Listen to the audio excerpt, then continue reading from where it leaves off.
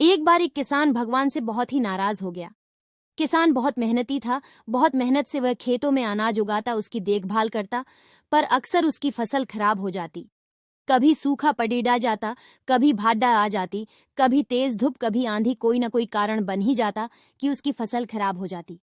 एक दिन वह किसान गुस्से में आसमान की ओर देखकर भगवान से कहा, हे ईश्वर, आपको लोग सर्वज्ञाता मानते हैं कि आप सब जानते हैं, कहते हैं कि आपके इच्छा के बिना एक भी पत्ता नहीं हिलता। पर मुझे तो लगता है कि आप छोटी सी छोटी बात भी नहीं जानते। आपको तो ये भी नहीं पता कि खेती बाड़ी कैसे करते हैं। अगर आप जानते होते तो हर समय जो बाढ़, आंधी और तूफान आते हैं वो कभी नहीं आते। आप नहीं जानते कि कितना नुकसान उठाना पड़ता है हम किसानों को। यदि आप मेरे हाथ में यह शक्ति दे दे कि जैसा मैं चाहूं वैसा मैं मौसम कर दूं, फिर आप देखना मैं अन्न के भंडार लगा दूंगा।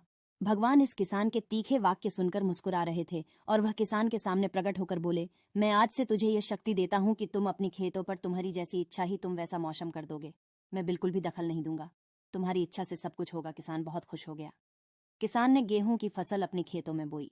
जब उसे लगा कि खेतों को धूप चाहिए तो खेतों को धूप मिले, जब पानी बरसना चाहिए तभी पानी, वर्षा, आधी, तूफान, बाढ़, कुछ भी उसने अपने खेतों पर आने नहीं दिया। किसान के खेत में इस वर्ष ऐसी फसल हुई जैसी कभी नहीं हुई थी।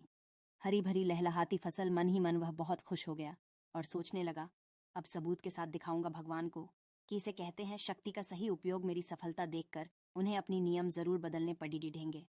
कुछ दिन गुजरे, फसल कटने को तैयार हो गए।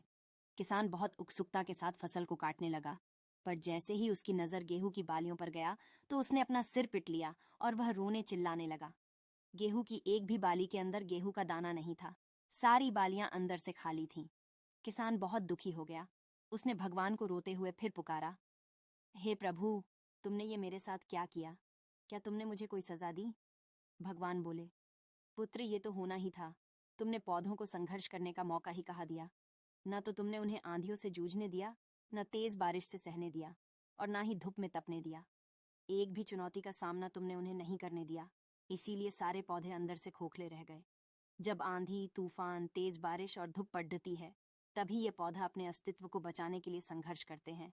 और इसी संघर्ष से एक बल पैदा होता है, जिसमें शक्ति होती है, ऊर्जा होती है।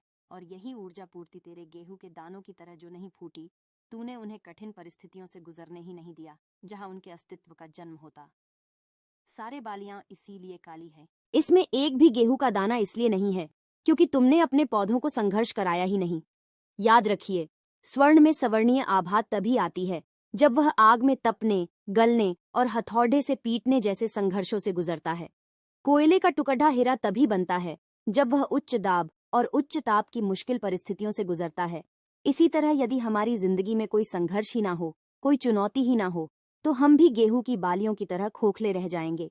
कोई अस्तित्व नहीं होगा हमारा। विपरीत परिस्थितियां, चुनौतियां, समस्याएं हमें और अधिक निखारती है। यदि जीवन में कठिन परिस्थितियां और चुनौतियां आए तो घबराना मत, बल्कि सामना करना। विश्वास करना कि आप और अधिक निखर जाओगे और अधिक मजबूत बन जाओगे। किसी ने कितना सही कहा है, जिंदगी जीना आसान नहीं होता। बिना संघर्ष कोई महान नहीं होता। जब तक न पड़िडे हथौड़े की चोट, तब तक पत्थर भी भगवान नहीं होता।